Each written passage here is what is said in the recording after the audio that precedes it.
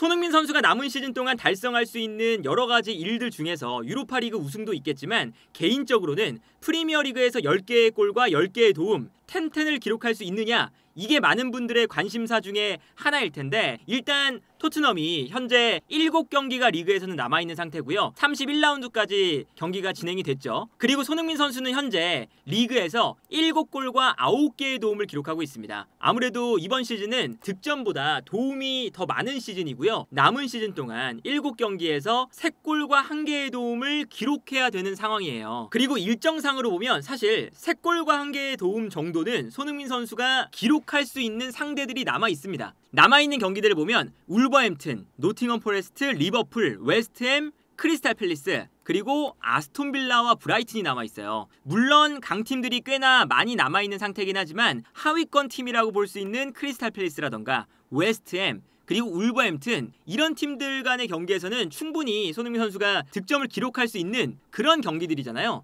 그리고 상성도 생각을 해보면 브라이튼이나 아스톤 빌라, 그리고 리버풀, 이런 팀들은 라인을 높이기 때문에 손흥민 선수가 좋아하는 공간 침투가 가능한 팀들이에요. 그러다 보니까 충분히 가능성이 남아있는 상태이긴 한데, 일정으로 보면 유로파리그가 아무래도 변수가 될 수가 있겠죠. 기본적으로 리그에서는 토트넘이 더 이상 무언가 얻어갈 수는 없는 상황이죠. 강등 경쟁을 하는 것도 아니고 유럽 대항전 경쟁을 하는 것도 아니잖아요. 그러다 보니까 남은 7경기 동안 사실 의미가 엄청나게 있는 경기들은 아니에요. 그래서 유로파리그가 8강전부터 8강전을 이기면 4강전, 결승전, 이 경기들이 리그 중간중간 펼쳐지기 때문에 이럴 때는 유로파리그에 집중을 하기 때문에 유로파리그 앞뒤로 있는 경기들에 손흥민을 출전시키지 않을 가능성이 꽤나 높아 보이죠. 당장 이번 주에도 사우스햄튼전에, 물론 첼시전에 풀타임을 뛰긴 했지만 손흥민 선수가 주중에 프랑크푸르트전이 있으니까 사우스햄튼전에는 이른 시간에 교체가 됐어요. 실제로 손흥민 선수가 57분에 오도베르랑 교체가 됐죠. 그러니까 57분에 교체가 됐다는 것은 사실 손흥민 선수를 생각을 하면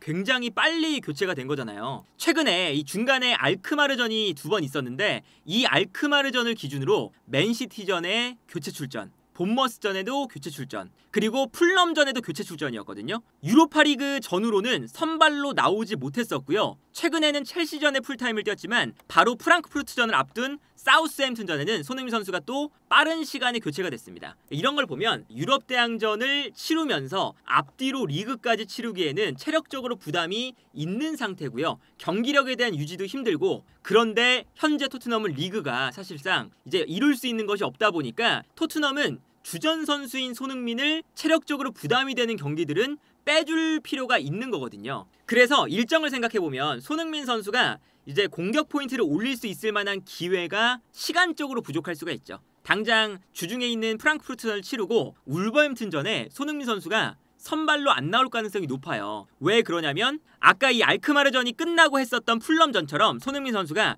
체력적으로 부담감이 있으니까 울버햄튼전에 쉴 가능성이 높고, 그리고 울버햄튼전을 하고 또 며칠 뒤에 프랑크푸르트와의 8강 2차전이 있으니까 이 경기를 대비해서라도 손흥민 선수가 선발로 안 나올 가능성이 있죠. 그리고 노팅엄 포레스트와의 리그 경기가 바로 펼쳐지는데 이것도 손흥민 선수가 리그 경기니까, 그리고 프랑크푸르트와의 경기가 끝나고 바로 경기가 있으니까 손흥민 선수가 선발로 나올 가능성이 내려간다고 볼 수가 있겠습니다. 그리고 여기에 더해서 이제 유로파리그가 4강전으로 올라가면 5월 1일과 8일에 1차전과 2차전, 그리고 결승전은 5월 21일이에요. 그런데 일정을 보면 5월 1일과 8일은 웨스트햄전과 크리스탈 팰리스전 사이가 4강 1차전, 그리고 크리스탈 팰리스전과 아스톤 빌라전 사이가 4강 2차전입니다. 그리고 이제 브라이튼과 아스톤 빌라 사이에 있는 요때가 결승전이에요. 그러다 보니까 만약에 4강전으로 올라가면 웨스트햄전부터 브라이튼전까지 4강과 결승전이 요 사이사이에 있다는 거죠. 한 경기 한 경기씩. 그러면 웨스트햄,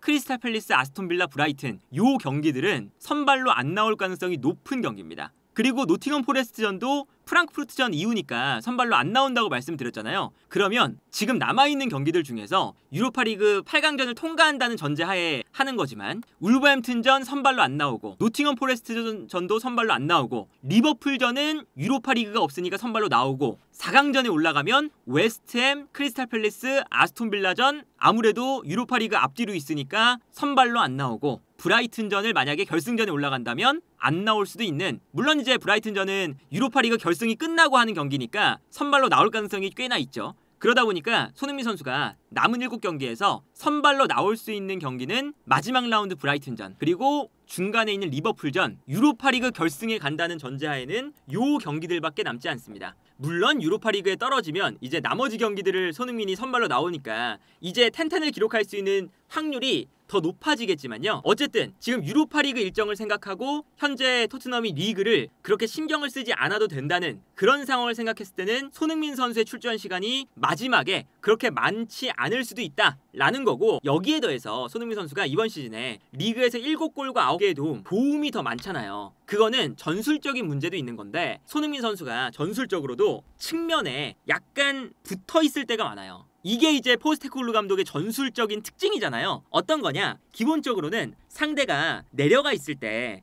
이 밀집 수비를 무너뜨린다고 매우 공격적인 축구를 구사를 하는데, 손흥민과 존슨 좌우 측면에 있는 선수들이 넓게 벌려주고요, 풀백들이 가운데로 들어오죠. 이게 전술적인 특성이잖아요. 그러면서 손흥민이 볼을 잡는 순간 수비가 끌려 나오면 뛰어들어가는 스펜스 혹은 우도기, 풀백이 안쪽으로 뛰어들어갈 때 손흥민의 패스, 혹은 스펜스가 뛰어들어가지 않으면 메디슨이 뛰어들어갈 때도 있습니다. 그러면 여기서 손흥민의 패스를 받아서 컷백, 안쪽에서 뛰어들면서 득점하는 이런 장면이 많이 나와요. 근데 이런 것을 사실 많은 팀들이 하거든요. 측면 공격수가 넓게 퍼진 다음에 끌어내면 뛰어들어가는 선수, 이런 플레이를 많이 해요. 근데 여기서 문제는 뭐냐? 손흥민 쪽에서는 이런 플레이가 많이 나오는데 반대편 브레넌 존슨이 있는 쪽에서는 이런 플레이가 많이 안 나온다는 거죠. 그러니까 요즘에 존슨이 이번 시즌 득점을 꽤나 많이 하고 있잖아요. 브레넌 존슨은 벌써 리그에서 11골과 2개의 도움을 기록하고 있습니다. 10호골을 넘어섰어요. 10골 이상의 득점을 기록하고 있는데, 이게 왜 그러냐면 기본적으로는 손흥민 쪽에서 이런 볼을 소유하고 상대를 끌어내는 행위를 많이 한다는 거죠.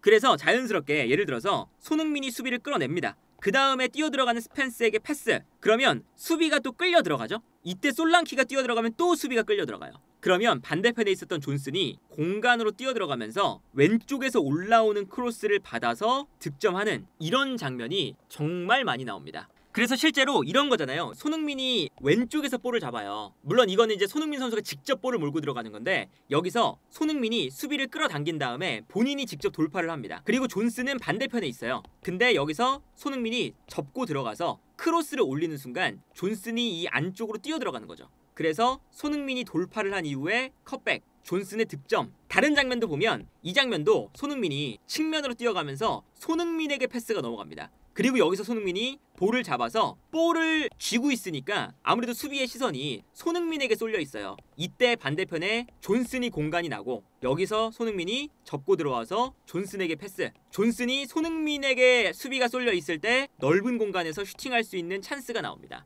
물론 이게 나쁜 건 아닙니다. 토트넘 입장에서 존슨에게 득점 기회를 만들어주고 존슨이 득점을 마무리하고 있고 심지어 10골 이상을 득점을 하고 있으니까 이게 나쁜 전술이라고 말할 수는 없어요. 그리고 아무래도 손흥민이 팀에서 공격의 에이스다 보니까 손흥민이 볼을 잡을 때 많은 선수들이 손흥민을 보게 되고, 손흥민에게 쏠리면 그것을 또 이용하는 게 전술적인 포인트 중에 하나인 거잖아요. 그런데 문제는 손흥민 쪽에서만 공격 작업이 되니까 반대편에서 공격 작업이 돼서 올라오는 패스가 그렇게 많지 않다는 거죠. 수비를 끌어당긴 다음에 반대편에 있는 존슨에게 컷백, 혹은 손흥민이 직접 주지 않는다 하더라도 손흥민이 볼을 잡을 때 수비가 쏠리면 스펜스에게 패스, 그러면 수비가 또 이쪽으로 쏠릴 때 하나하나 이제 쏠리게 되면서 결국엔 반대편에 공간이 나는 거거든요. 이런 식으로. 그런데 존슨이 있는 오른쪽에서는 이런 것들이 잘 안 나옵니다. 사실은 존슨이 나올 때도 마찬가지고 이 공간에 오도베르 같은 선수가 나올 때도 마찬가지예요. 이쪽에 뭔가 풀어줄 수 있는 만한 선수가 없어요. 그러다 보니까 여기서는 패스를 전개했을 때 반대편으로 수비를 끌어당긴 다음에 넘어오는 이런 패턴이 안 되니까 존슨이 볼을 받았다가 다시 백패스, 그러면 백패스를 한 다음에 다시 패스가 돌아와서 손흥민이 여기서 이제 볼을 잡아서 여기서 수비를 또 끌어낸 다음에 반대편으로 넘어가는 장면, 이런 게 반복이 된다는 거죠. 그래서 실제로 토트넘이 공격을 할 때 파이널 서드에서 마지막 패스가 일어나는 위치는 오른쪽보다 왼쪽에서 일어날 때가 굉장히 많습니다. 그래서 당장 지난 경기도 존슨이 이런 패턴에서 득점을 한 거거든요. 이 장면을 보면 메디슨이 뛰어들어가는 손흥민을 보고 있고요. 손흥민에게 메디슨이 패스를 보내줘요. 그 다음에 손흥민이 측면에서 측면 공간을 무너뜨리니까 아무래도 수비가 손흥민 쪽으로 좀 무게중심이 쏠립니다. 그러면 이때 반대편에 있는 존슨에게 공간이 나는 거거든요. 그리고 손흥민이 여기서 돌파한 이후에 컷백이 되는데 이때 솔랑키가 뛰어들어가면서 수비를 또 끌어내니까 존슨이 이 바깥쪽으로 움직이고 있어요. 존슨이 실제로 이렇게 공간을 찾아 뛰어들어가는 움직임이 나쁜 편이 아닙니다. 굉장히 좋아요.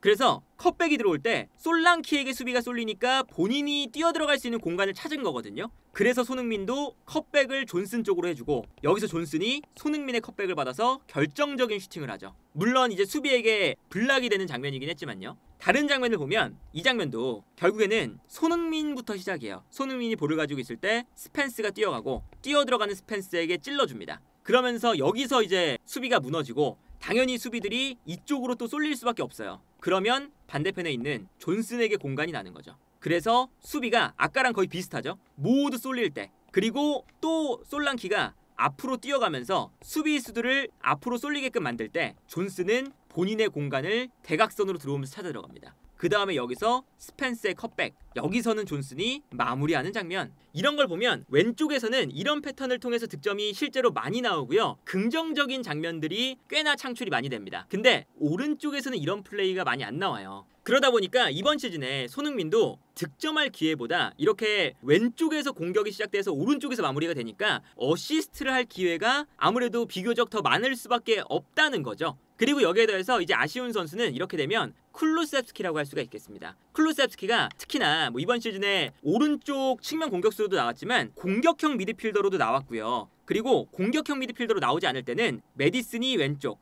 쿨루셉스키가 오른쪽 공격형 미드필더로 나왔어요. 여기서 이제 중요한 건 뭐냐면 왼쪽에는 손흥민과 메디슨 볼을 소유해줄 수 있는 선수가 있는데 오른쪽에는 쿨루셉스키가 안 나오면 볼을 소유해줄 수 있는 선수, 그러니까 수비를 끌어당길 수 있는 선수가 없다는 거죠. 예를 들면 메디슨이 공격형 미드필더로 나왔을 때를 생각을 해보면요, 메디슨도 어쨌든 오른발을 쓰는 선수입니다. 그러다 보니까 플레이를 하면 메디슨의 활동 반경도 이쪽에서 이루어질 때가 많아요. 아무래도 오른발을 써서 반대편을 바라보고 패스를 찔러주는 이런 플레이를 많이 하죠. 그러다 보니까 공격형 미드필더 자리에 메디슨이 나오면 메디슨, 손흥민, 그리고 뒤에서 올라오는 풀백, 이렇게 세 명이 삼각형을 그리면서 여기서 빌드업을 시작해요. 그러다 보니까 상대 수비가 이쪽으로 좀 쏠리는 경향이 많이 발생을 하죠. 근데 반대편에는 대체적으로 베리발이 뛰거나 아니면 사르가 뛰거나 이런 건데 오른쪽에는 존슨, 사르, 포로, 이러면 왼쪽에 비해 공격이 아무래도 안 될 수밖에 없는 조합입니다.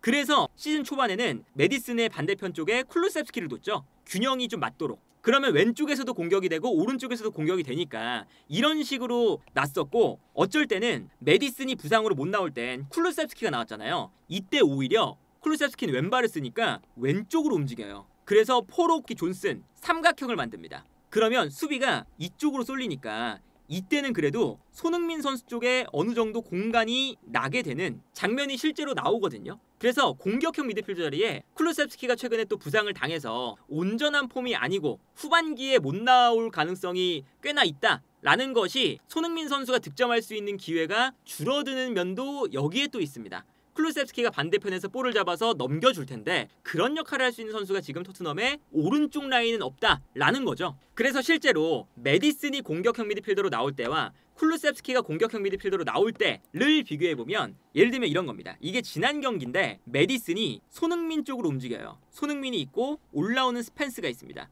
왼쪽에서 삼각형이 만들어지죠. 근데 오른쪽을 보면 오른쪽에 포로, 존슨이 있고요. 베리발이 플레이메이킹이 아니라 조금은 더 약간 이제 왼쪽으로 가 있어요. 아무래도 이쪽에서 공격이 많이 이루어지니까 베리발도 이쪽으로 넘어가서 플레이를 많이 하거든요. 오른쪽에서 공격이 제대로 이루어지지 않는다는 것을 여기서 또 확인할 수 있고, 그러다 보니까 지난 경기도 공격의 방향이 토트넘은 왼쪽에서 더 많았습니다. 근데 이게 쿨루셉스키가 나오면 반대가 될 때가 있어요. 이게 이제 쿨루셉스키가 나왔을 텐데 이때 보면 쿨루셉스키가 공격형 미드필더 나왔는데 왼발을 쓰기 위해서 오른쪽으로 가니까 오른쪽에서 존슨, 쿨루셉스키 그리고 스펜스 삼각형을 이룹니다. 반대로 왼쪽에서는 메디슨이 없는 날이었거든요. 쿨루셉스키가 공격형 미드필더로 나온 날인데 왼쪽으로 안 오니까 손흥민이 따로 떨어져 있어요. 그리고 뒤쪽에 이제 벤탄쿠르와 사르가 있는데 이 선수들이 메디슨 같은 역할을 할 수가 없으니까 손흥민 선수 혼자 동떨어진 자리에 있는 거죠.